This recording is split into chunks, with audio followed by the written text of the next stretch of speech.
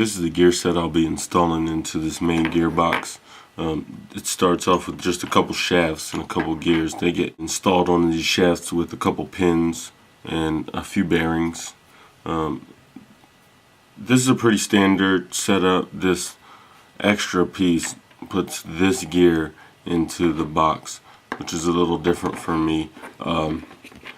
This gets screwed down inside of the gearbox like so, and another gear set gets trapped down in this gearbox. So that's pretty different. But anyway, I'm going to go ahead and start dropping the gear set in, and I'll come back before I close the gearbox. Team Baxter. Here's the two gear sets that go into this box. Also, that odd gear set that gets mounted into the box before it all. I'm going to go ahead and grease this up. Just wanted to take a look at it real quick. There's a bearing on the end of this steel gear, and that's dropped into this plastic mount, and that gets set into this recessed hole here, and then screwed down. After that, the other two gear sets go in on top of it. Here's a gearbox with heavy grease in it with the gears installed.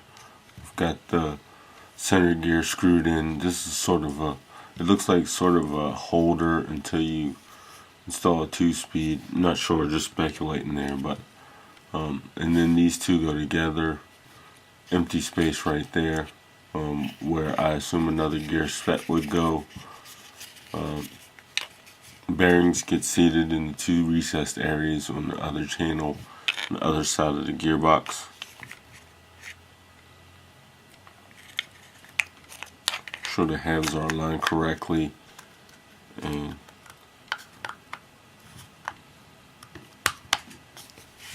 pop it together. Get screwed in all the way around. I got the gearbox screwed together and also screwed on this motor mount here and the back of the spur gear cover. Now I'll start putting the spur gear parts on here so I can close up and finish this motor mount. I'm starting the slipper assembly now, which is really easy. It's not much. You get this back plate, you have to twist it and make sure it drops onto the spindle correctly. It's grooved, slotted, so it only goes on there one way. Slip that on first. After that, you get a little washer groove just the same way. I like to turn that so the face of it is down. There's really not a face, but one side is beveled a little better than the other, so I like to use that side. Next comes the slipper pad, and the manual instructs that you do not use the red slipper pads, so get rid of these with the adhesive backing on them, push those out of the way. And they supply these two aluminum slipper pads. These do not have an adhesive backing, but they fit very well into the recessed area on the spur. The only problem is, as you lift and move the spur, they're going to fall out, so you're going to want to put those into the last minute. Inside the hole of the spur goes a black spacer, a black plastic spacer. That's what the kit provides. Instead of that black plastic spacer, I'm going to use a bearing. Fits right down in that hole. If you get it straight, you don't want to push that in at an angle. Get it lined up real straight and it'll pop right down in there. And I'll be using that instead. When you get the spur gears as an upgrade, they come with a bearing instead of a plastic piece, so go ahead and install the bearing now. So like I said, you put the slipper pads on there face out on both sides. Since there's no adhesive backing, you're pretty much basically just using force to hold it on there. So see, it's a little problematic as you put the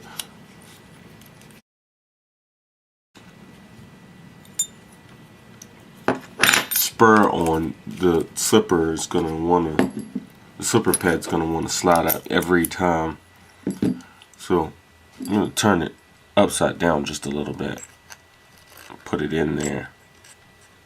Push it against, and then turn it upside down. Install the other side.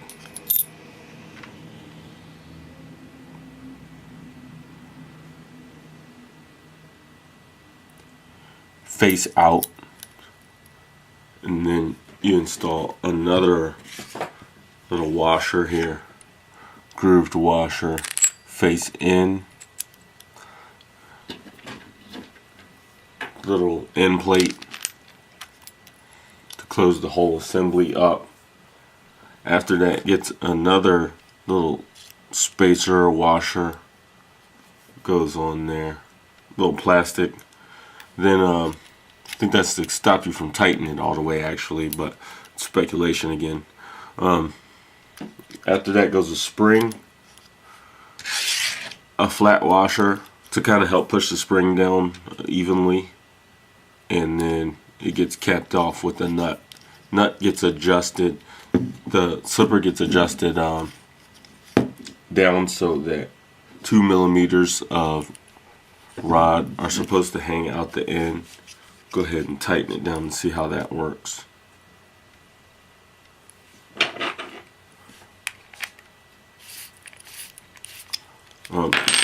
If you don't hold the back, it'll just keep spinning, so I'll stick a little driver in there and tighten the slipper on down.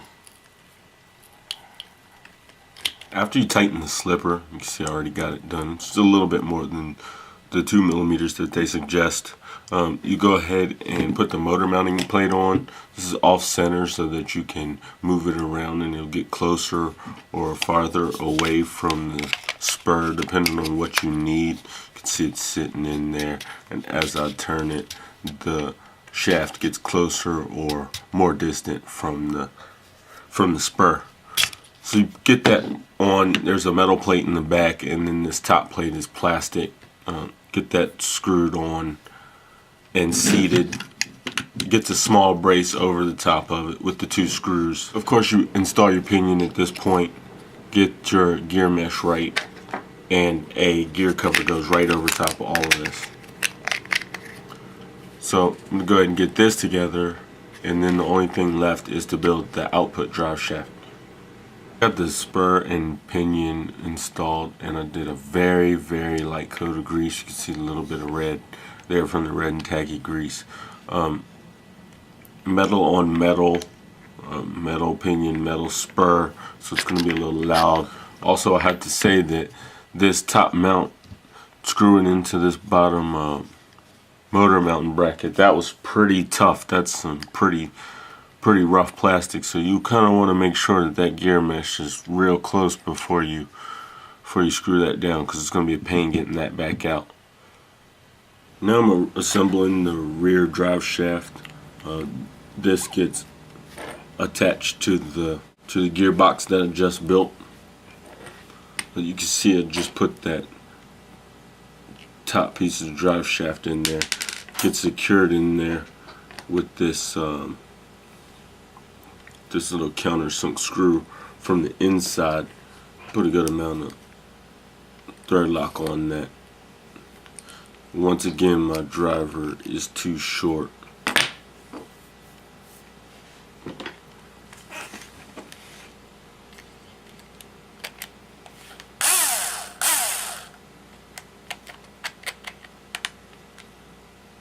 So I had to trim this drive shaft down just a little bit. You can see the bevel right there where I had to trim it just a little bit in order to get my driver down in there. The length is so long. I got 3 different drivers and none of them fit this length. The distance to this metal piece is so long that it's really hard to get any of my tools down in there. So what I did was took this removable head I have, which is just long enough. When I shaved that down just a little bit, stuck it in there, and then I used the end attachment to get it screwed down on there. Pulled that out, and then I tried to pull on it to kind of verify that it's not going to come out. It's seated. Wasn't the easiest process, but I got it in there. I don't expect to ever have to take this apart, so that's good. After that, it's just a simple simple process of getting this thing together. Pretty standard. I run a little bit of grease in there. Drop that main pin in there. A little bit more grease inside the head where it attaches, so that when this starts moving all around, it gets well lubed. You can see a little marine grease I put in there. Make sure your hole is visible in this. Slide it in. Cross pin goes through the whole assembly. You can see it hanging out the other side right there. And that's the drive shaft assembly. Gets one more cap still on this tree right here. I'll have to trim it off, but as it gets installed, that cap goes on there and the set pin goes right through that. This gets installed on the gearbox that I just built. Trim this little bit of flash off of here. Get it smoothed out. And this goes on this little output shaft here. So I slide this cup over the metal part. Gotta make sure that it's on the right side, so that when you start threading it, you don't thread the wrong side. I see the threads on this side, so I'll make sure that I drop the pin on that side. Slip that over the output shaft, of course. Make sure all your holes are lined up. Drop this pin in there on the threaded side. The plastic is going to move a lot of this thread lock out, so I'm running a little extra. As a matter of fact, I'm going to pull this back off and run a little thread lock inside, just a touch inside that head, because a lot of the thread lock that's on that pin is going to get knocked off when I go to install this thing.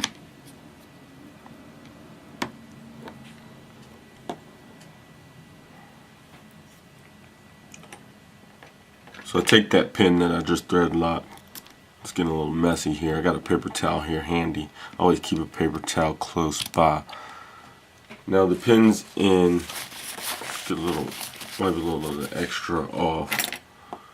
Give it a little more dab of thread lock and tighten this on down.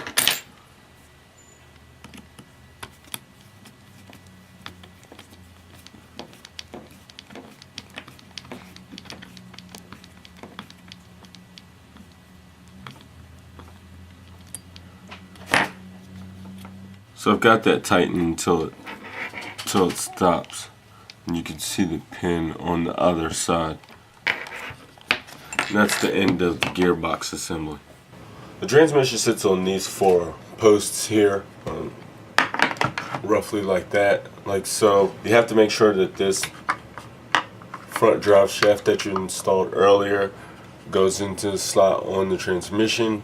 Also, the rear output shaft has to go through the hole on the chassis. After you get it all aligned, it gets secured by 4 countersunk screws at the rear. 1, 2, 3, and 4. And then the transmission gearbox is installed. Here it is with the wires tucked all in and everything mounted and secured.